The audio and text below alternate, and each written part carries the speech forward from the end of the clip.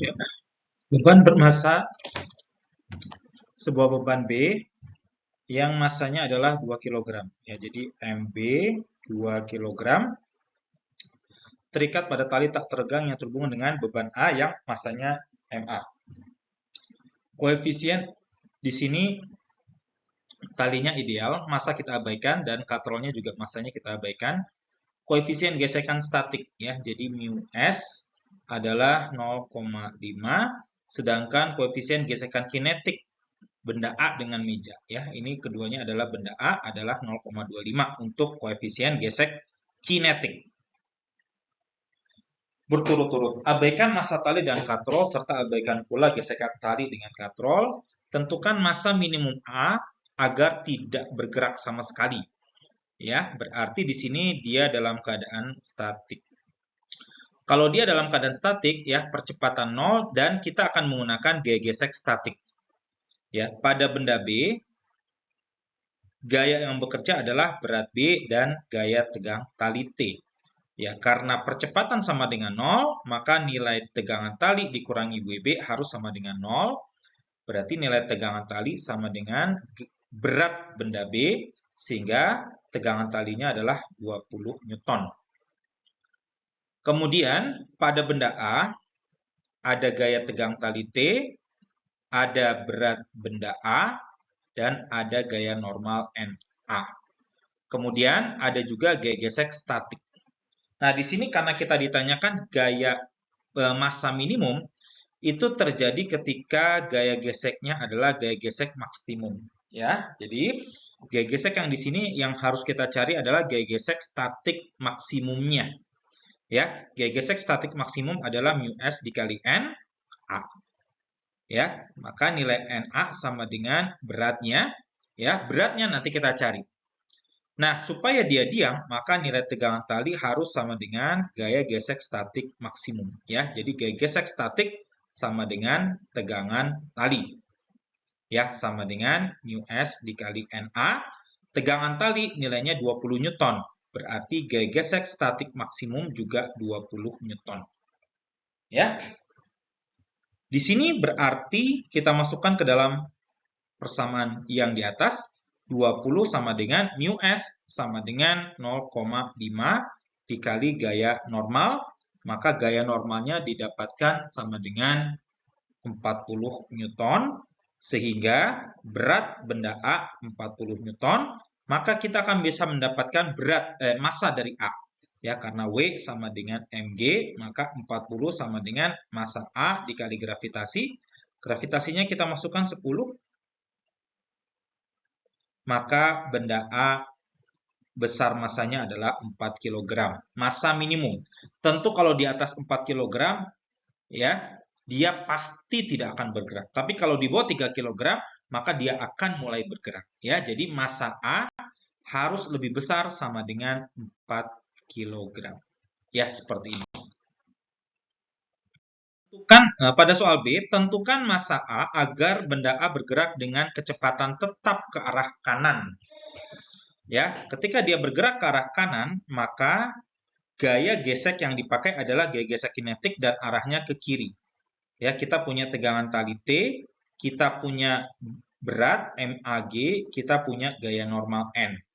Karena dia kecepatan tetap, maka nilai percepatannya harus sama dengan 0. Ya. Maka di sini kita punya berat B dan juga tegangan tali T. Nilainya harus sama karena percepatannya 0. Berarti T dikurangi WB sama dengan 0. Berarti nilai T-nya adalah 20 Newton. Nah, karena dia bergerak dengan kecepatan tetap, maka gaya gesek kinetiknya itu harus sama dengan tegangan tali. Berarti gaya gesek kinetik juga 20 Newton. Gaya gesek kinetik adalah mu K dikali N. Ya, N-nya adalah NA ya di sini ya. NA. Kemudian besar NA harus sama dengan beratnya. Berarti di sini ya mu FK dimasukkan 20 Newton sama dengan mu K 0,25 dikali NA. Maka kita akan mendapatkan gaya normal A-nya di sini sama dengan 20 dibagi 0,25 atau 80 Newton. Ya. Na-nya 80 Newton, berarti 80 sama dengan 10 dikali massa A ya, dari persamaan yang di atas, sehingga massa A sama dengan 8 kg. Gitu ya. Jadi massa A-nya di sini sama dengan 8 kg supaya benda bergerak dengan kecepatan tetap ke arah kanan. Ya, seperti itu. Ya, tadi kalau kita lihat massa minimum agar tidak bergerak di sini adalah yang pertama ya, tadi ya, ini adalah 4 kg. Lalu bagaimana di sini kok 8 kg bisa bergerak? Maka jawabannya adalah ketika dia kondisi pertama 4 kg, maka kita turunkan perlahan-lahan nilai A ya. Jadi MA mula-mula diturunkan ya hingga di bawah 4 kg seperti itu ya, sehingga dia bergerak. Ya, setelah dia bergerak dengan sebuah percepatan, maka pelan-pelan ya massa dinaikkan gitu ya, massa dinaikkan hingga 8 kg.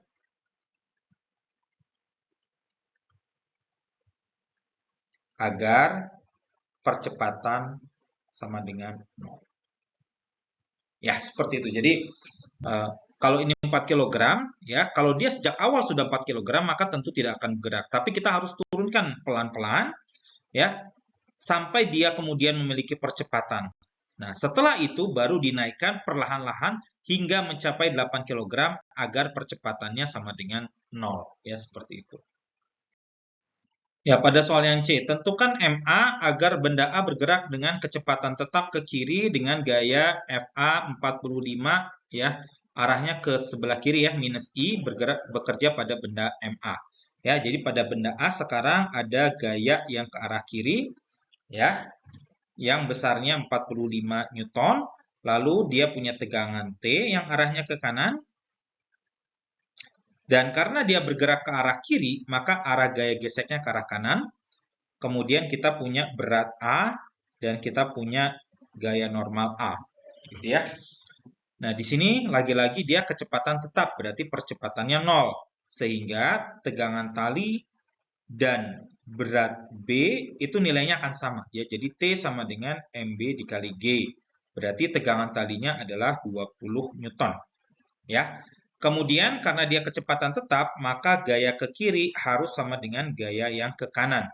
Berarti di sini 45 sama dengan 20 ditambah FK, sehingga FK-nya adalah 25 Newton. Ya, gaya gesek kinetiknya adalah 25 Newton. Ya, kita ingat tadi FK sama dengan mu K dikali N, berarti 25 sama dengan mu K adalah 0,25 N, sehingga N-nya atau gaya normal A, ya, di sini gaya normal A-nya adalah 100 Newton, ya, 25 dibagi 0,25. Ya, kita lihat di sini, karena tidak ada percepatan ke arah atas atau bawah, gaya normal A harus sama dengan berat A. Berarti berat 100, ya, yang ke atas harus sama dengan yang ke bawah.